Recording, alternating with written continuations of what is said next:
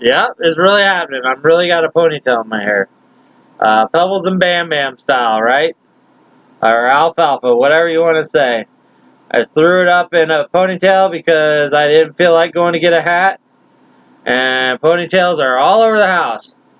So here we go. I got some tea. It's awesome. Berry Blast.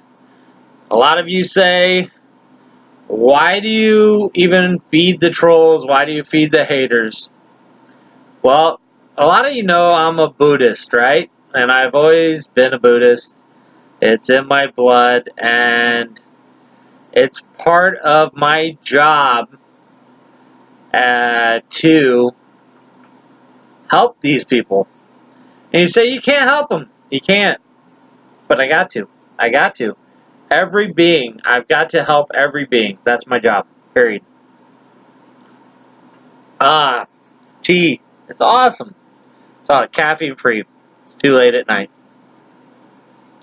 In Buddhism, we say, Namo Gurube, Namo Buddhaya, Namo Dhammaya, Namo Sanghaya. When we do that, we have our thumbs in, and that is because we're holding in there internally what's called a wish-fulfilling jewel.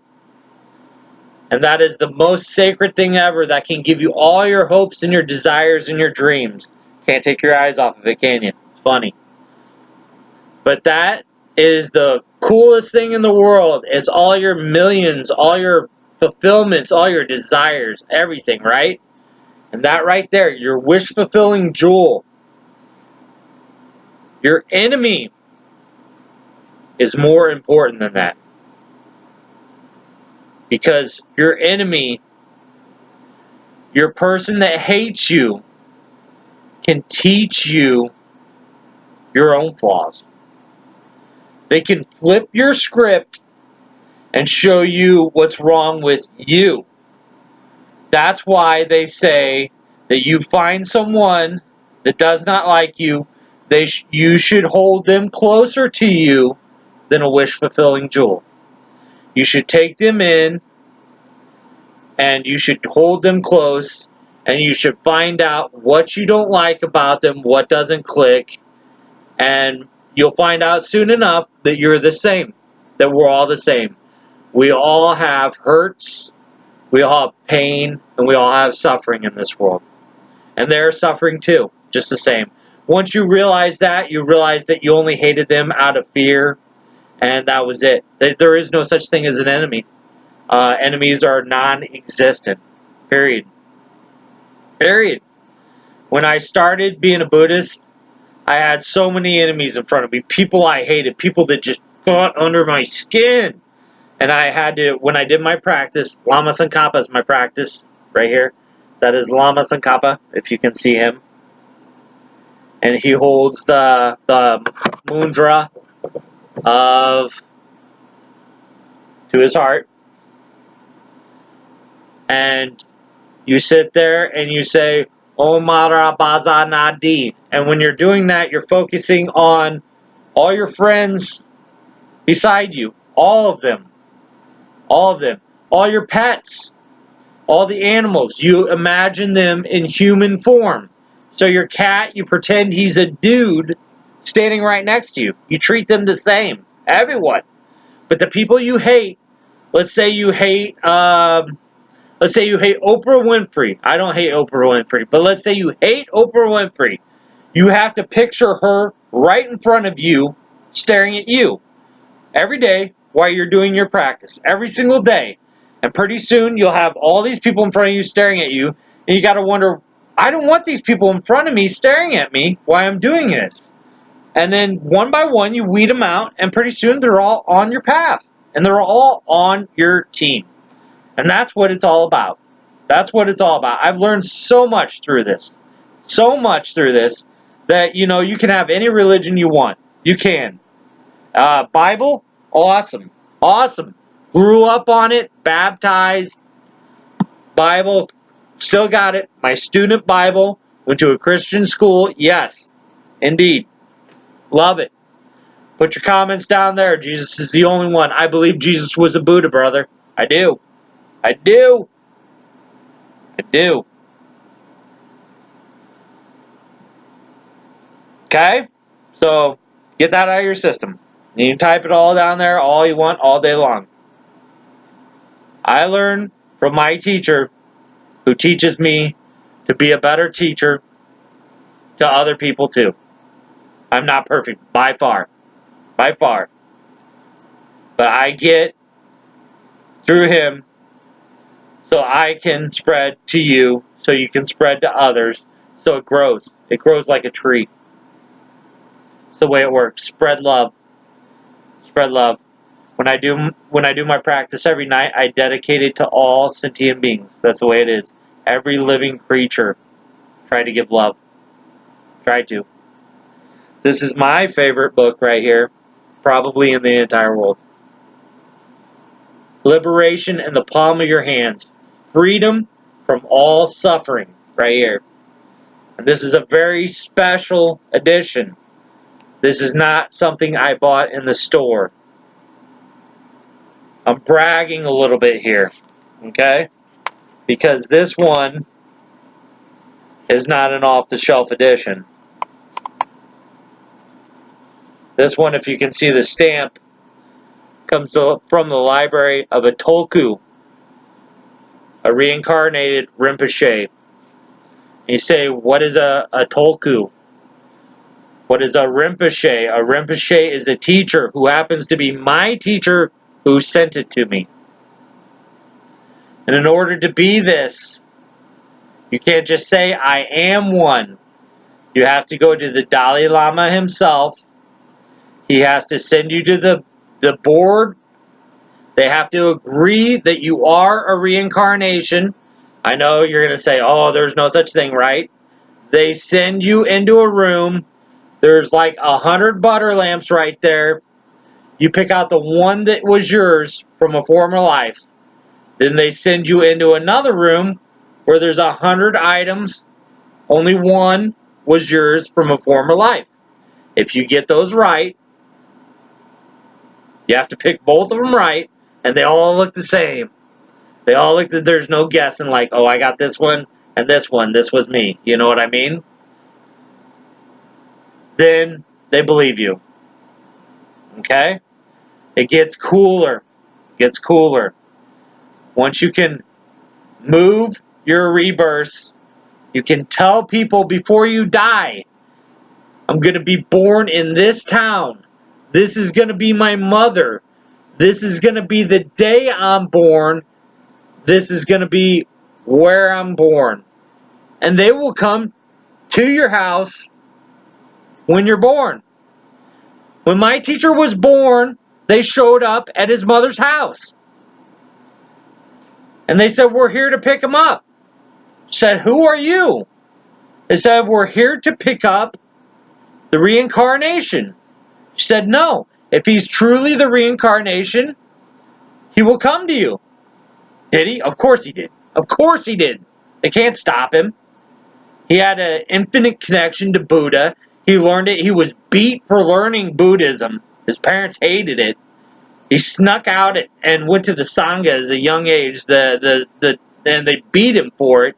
Tried to sue the Sangha, and he ran away at the age of like 17 and joined anyway. You know what I mean? They can't stop it. That's who he is. He can go back. He can go back through each of his reincarnations and tell you who he was and what he did. His only purpose is to spread love. That's it.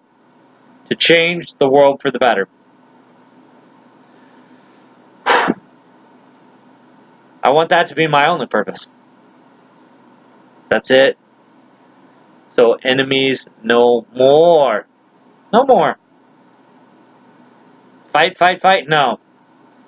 Now that doesn't mean we can't argue. There's great schools of debate in Buddhism. They will grill you for hours. What is this? Then they slap too. What is that? What does that mean? What does that mean? And they go on and on and on to make sure that you are on point and you do not give up on the debate. It's great. It's great. It steers you on focus and make sure you're true to your path. I love this stuff. I love it.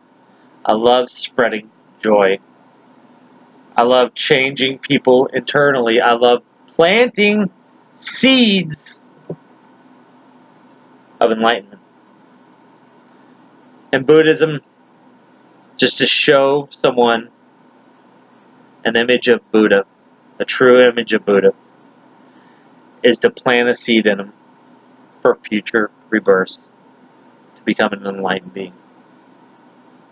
So just by seeing this video, just by seeing that image, I planted a seed in your mind that you may die, you may become something else, but eventually you will become someone who becomes a Buddha-like being. Someone that becomes selfless, and someone that figures out exactly why we're here. And the reason why we're here is to help others. And the reason you get ahead is to put others' needs before yourself. Once you do that, you've figured out what the access is to life. That's it. The more you give, the more you get. That's life. That is life in a nutshell. That is the key to everything. If you beat a dog, you will get beat. If you feed a bird, you will get fed. Not instantaneous, but in the long run. Because every action has an equal reaction. Period. It is the universe speaking to itself. It is the law of cause and effect, and that's the way it is. This is my life. I was very happy to receive this. Very happy. I'm very happy to be talking to you tonight. Very happy to be wearing my ponytail. You'll never see me in a video with a ponytail again, so you can copy paste and do whatever you want with this and say, oh my goodness. So I'm sure you find this video a little strange. A lot of you will be weirded out. I'll get a lot of religious talk in the bottom eventually from this, I'm sure. But that's fine. My ultimate goal is love for everyone. That's it. Like I said, I'm here to help others, period. I'm here to show love for all. And to show love for all you have to do is care about others. And when you look at others and you look them in the eye, you look at them in the eye knowing that underneath those eyes they have suffering. That's it. You know that no matter who they are, how strong or powerful they are, or how much hate they have, that when they're by themselves, there's suffering in there. And we all need love. That's the bottom goal. So, this was a weird one, huh? This was a weird one. You weren't expecting this from old Silvertooth, were you? I'm slap happy tonight. So,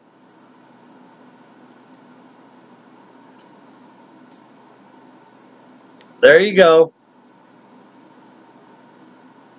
There's some silver for you. Silver for Silvertooth. Solid silver. It's not stamped because it ain't for sale. That also is a Buddha. That is also from Malaysia, and that's also silver. See it shine? But this isn't for sale. This is for the viewing pleasure of people, right? So before you call me greedy, yeah, don't judge. Don't judge. Be careful, because it comes back. Every action has an equal and positive reaction, right? Remember that. I love you all, and I hope in return that you all can feel loved.